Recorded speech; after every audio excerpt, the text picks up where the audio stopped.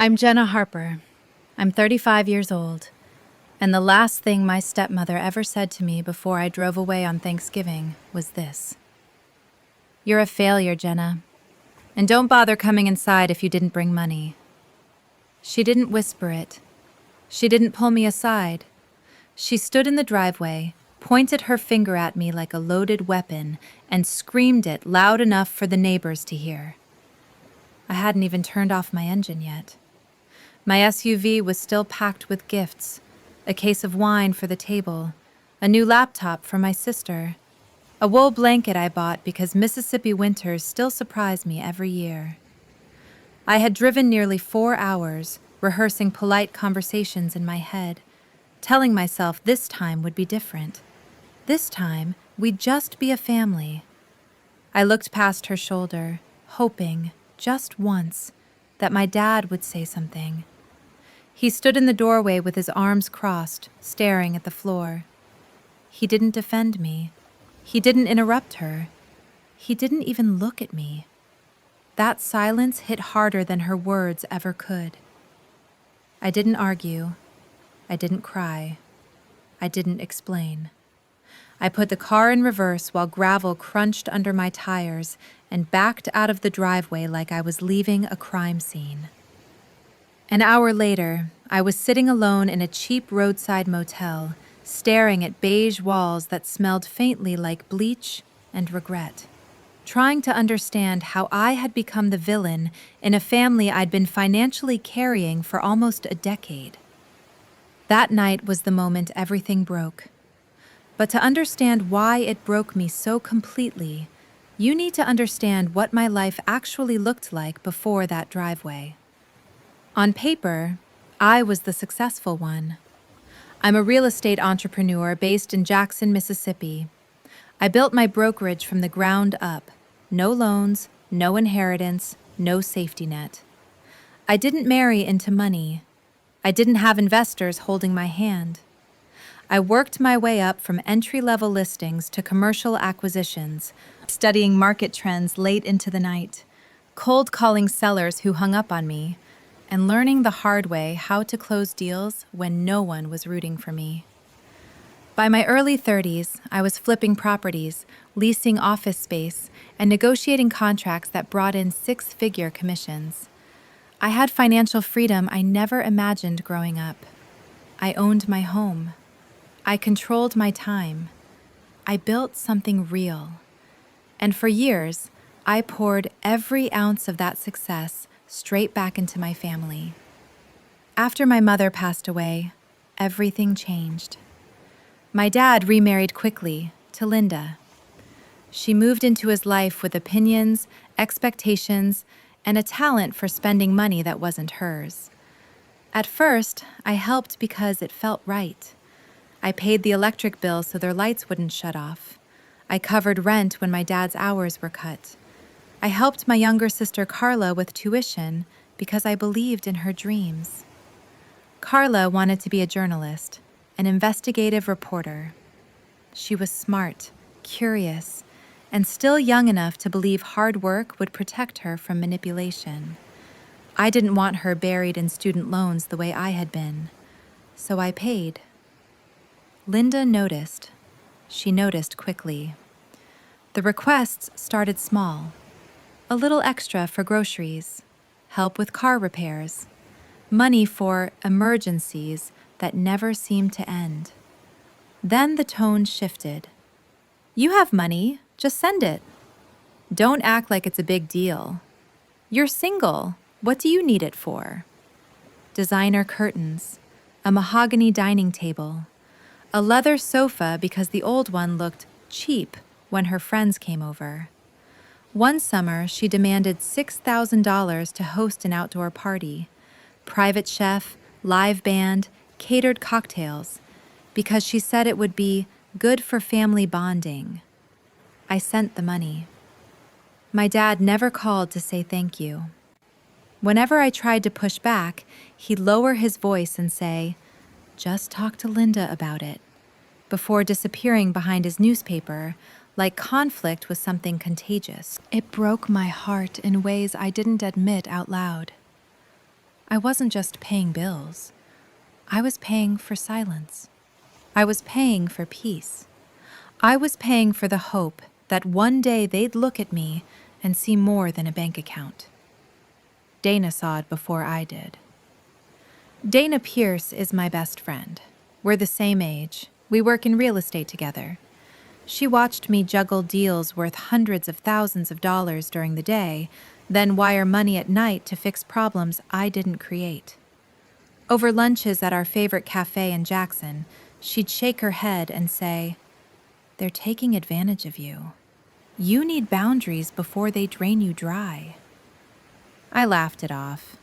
I told myself family was complicated, that love required sacrifice, that once things stabilized, they'd appreciate me. I was wrong. For nearly 10 years, I carried them. Quietly, consistently, without recognition. Every check I wrote felt like a silent plea. See me, respect me, love me. Thanksgiving was supposed to be different. I imagined us sitting around the table, eating, laughing, telling stories about my mom without tension in the room. I imagined being a daughter again instead of a provider. Instead, I was ambushed in a driveway and called a failure for not bringing cash fast enough. That moment didn't just hurt my feelings. It exposed the truth I'd been avoiding for years. They didn't see me as family. They saw me as a resource. Sitting alone in that motel room, replaying my father's silence and Linda's venom, something shifted inside me. I realized that no matter how successful I became, no matter how much I gave, it would never be enough. Because what they wanted wasn't love. It was control. And that night, for the first time in my adult life, I made a decision that terrified me. I was done holding everything together. The morning after Thanksgiving, I woke up in that motel room with a strange sense of clarity. Not relief, not peace. Clarity. I sat on the edge of the bed, still wearing yesterday's clothes, my phone resting in my palm. For years, I had told myself I was helping, that I was doing the right thing, that being the responsible daughter meant absorbing discomfort so others wouldn't have to. But now, stripped of excuses, the truth was painfully simple. They had learned to survive on my silence. I called my bank first. My voice didn't shake when I spoke to the representative. I asked her to cancel the recurring payments: electricity, utilities, insurance. I voided the lease I had co-signed for Linda's rental.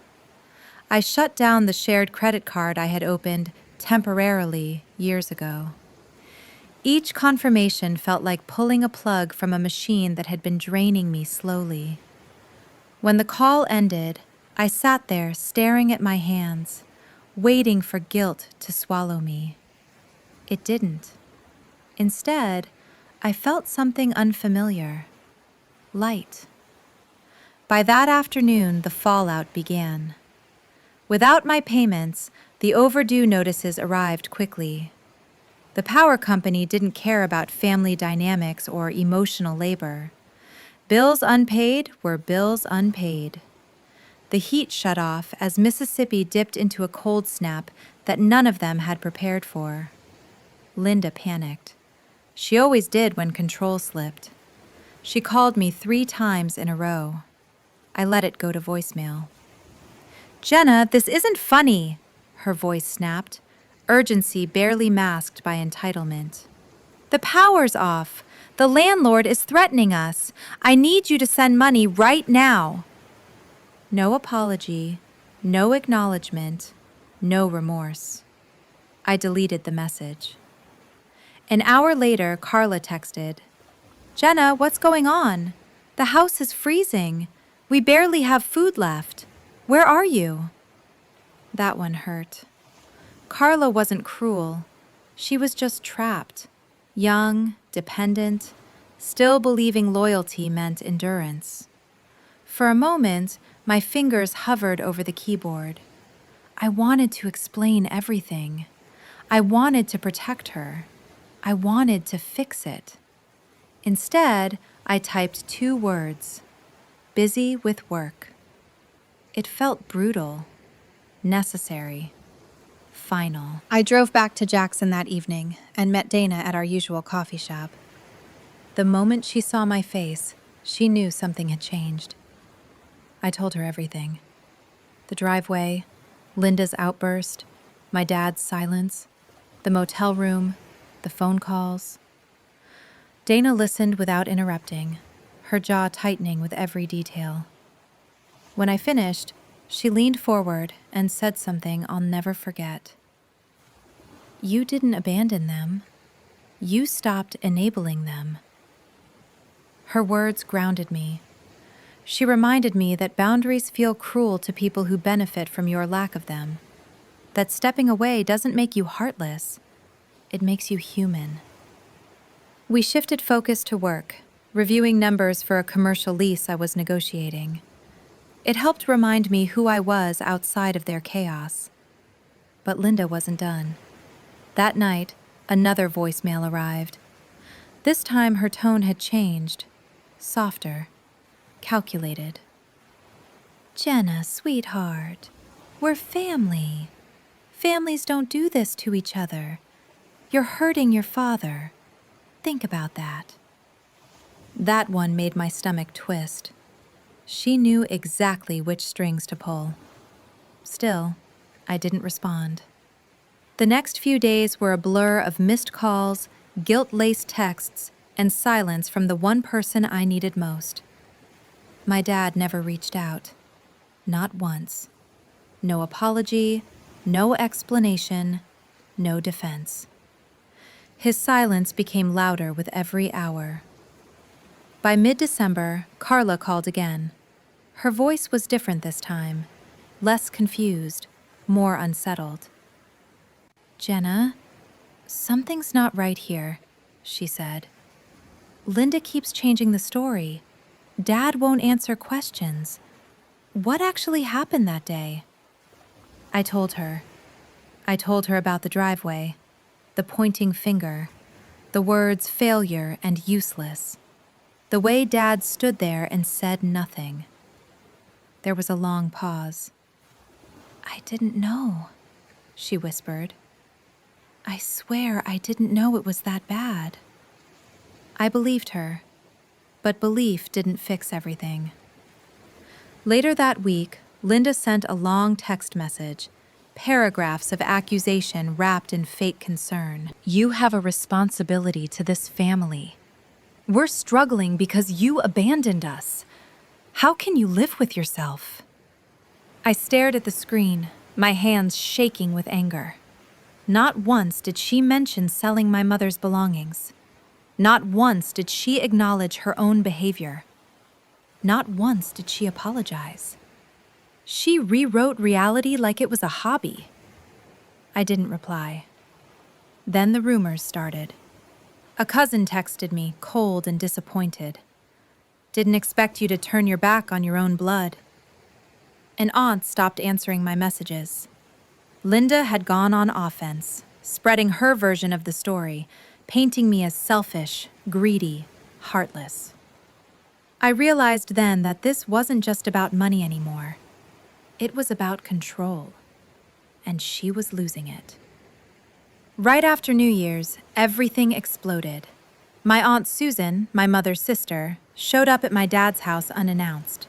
She didn't knock, she didn't smile. She confronted Linda directly. You sold my sister's jewelry, she said, voice steady and lethal. You sold things that were never yours. Linda froze. Receipts, pawn shop records, emails negotiating prices, proof that my mother's sapphire necklace, vintage brooch, and porcelain figurines had been sold off quietly for cash. Susan turned to my dad. You knew about this, didn't you? He looked away. That silence, the same silence from the driveway, was the moment something irreversible happened. Carla was there. She heard everything. Her voice cracked. "You let her do this?" she asked him. Linda tried to blame me. "She forced us into this. If Jenna hadn't cut us off..." No one believed her. Susan later sent me the evidence in a folder: dates, amounts, emails. Seeing my mother's memories reduced to transactions made my stomach turn. It was no longer speculation. It was theft. That was the moment I stopped questioning myself. I wasn't the villain. I was the last person holding the truth. Once the truth came out about my mother's belongings, something inside me hardened. Not in a bitter way, in a resolved way. For years, I had questioned myself, wondered if I was too sensitive, too rigid, too unforgiving. But seeing my mother's sapphire necklace reduced to a pawn shop receipt stripped away every last doubt. This wasn't misunderstanding. This was exploitation. Susan didn't sugarcoat it when we spoke later that night. "Jenna," she said firmly, "you need to protect yourself. These people will take everything if you let them." She was right. Linda's lies weren't just emotional anymore. They were strategic. She was preparing a narrative where she was the victim and I was the monster who cut off her lifeline. And my father, through his silence, was letting it happen. I didn't confront them. I didn't warn them. I did something far more effective. I documented everything. Dana helped me organize years of bank records, wire transfers, rent payments, utilities, tuition, insurance. Tens of thousands of dollars I had quietly paid without contracts or acknowledgement. We categorized receipts, timestamps, and notes. Not out of spite, out of necessity. "People like Linda only understand consequences," Dana said. "And consequences need proof." While we prepared, Linda escalated. She began calling relatives, spinning stories about how I'd abandoned my family during the holidays, that I was hoarding money while they froze, that I was unstable, cruel, ungrateful. One night, my cousin Eric texted me screenshots from a group chat. Linda had written, "Jenna is sitting on her fortune while we struggle to eat." Reading that made my chest burn. But Eric followed it with, "I don't believe her. Something's off." That small message mattered more than he probably knew. Not everyone was buying the lie. Around that time, the pressure shifted to Carla. With my support gone, Linda turned on her next easiest target. Carla texted me late one night. "Linda's asking me to help cover rent and groceries. I can't do this, Jenna. I don't have money." My heart broke for her. But I knew stepping in would only restart the cycle. Linda wasn't desperate. She was predatory. Carla's anger toward me grew sharper after that. She accused me of being cold, of letting them fall apart, of choosing money over family. I wanted to tell her everything. I wanted to show her the receipts, the emails, the proof. But I didn't. Because sometimes people have to see the truth with their own eyes. By late January, I received a letter in the mail. The envelope was addressed to me, signed with Linda's name, but the handwriting wasn't hers. It was neat, controlled, my father's. Inside was an apology that felt rehearsed. "Let's move forward as a family." I laughed out loud, not because it was funny, because it was cowardly. He couldn't even speak to me in his own voice. 2 days later, the real move came. A summons, small claims court, Jackson, Mississippi. Linda and my father were suing me for $10,000. They claimed my decision to cut off financial support forced them to sell my mother's heirlooms, causing emotional and financial harm. They accused me of theft. The audacity stunned me, but it didn't surprise me. This was always where Linda was headed. I didn't panic. I prepared. Susan sent a signed affidavit stating the heirlooms belonged to me and Carla, not Linda. Pawn shop receipts proved Linda sold them months before Thanksgiving. Emails showed her negotiating prices, asking for fast cash. Dana and I spent nights rehearsing my statement. She made me practice staying calm, factual, unemotional. Truth always sounds colder than lies, she reminded me. That's why it wins. On the day of the hearing, I walked into the courthouse with my head high. Linda cried on cue. She told the judge I abandoned my family, that she had no choice, that I was wealthy and heartless. My father sat beside her, staring at the floor. When it was my turn, I laid everything out: the payments, the timelines, the receipts, the proof. I showed years of financial support. I showed emails proving the heirlooms were sold long before I cut anyone off. I showed Susan's affidavit. Linda interrupted. The judge shut her down. When the ruling came, it was swift. Case dismissed. Court costs assigned to them. As we left, I saw familiar faces in the gallery. Neighbors, acquaintances, whispering. The narrative Linda had built began to collapse in real time. And once it started, it didn't stop. Once the court ruling became public, everything changed faster than I expected. Linda had built her power on reputation, on appearing respectable, connected, trustworthy. The moment that cracked, people started pulling away. Not dramatically, not loudly, just enough to hurt. Neighbors who used to wave stopped making eye contact. Invitations dried up. A local shop owner refused Linda credit, citing unpaid tabs. Whispers followed them at church, at the grocery store, at community events. In a town like Jackson, silence is judgment. Without my financial support, their debts piled up fast.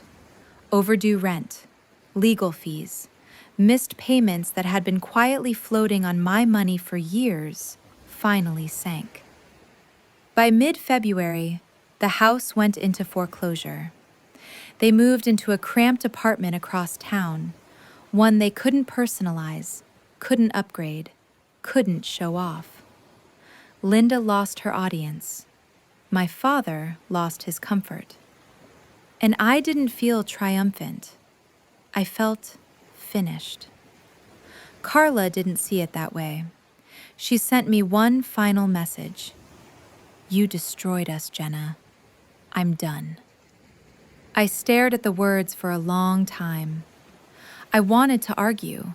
I wanted to explain, again. I wanted to protect her from the truth she still wasn't ready to face. But I didn't reply. Because I finally understood something painful but necessary. You can't save someone who benefits from your sacrifice. That silence hurt more than losing Linda ever could. Carla was my sister. I loved her. But love that requires self-erasure isn't love.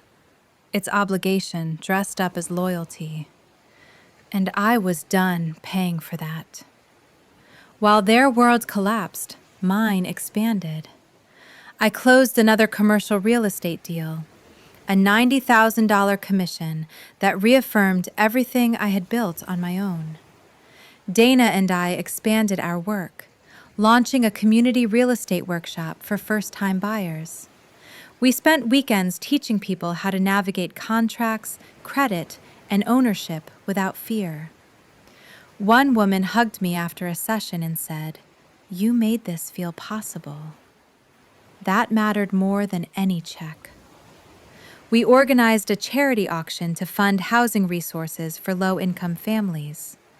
Local businesses donated. Clients showed up. Families left with furniture, appliances, hope. I wasn't just surviving anymore. I was choosing where my energy went.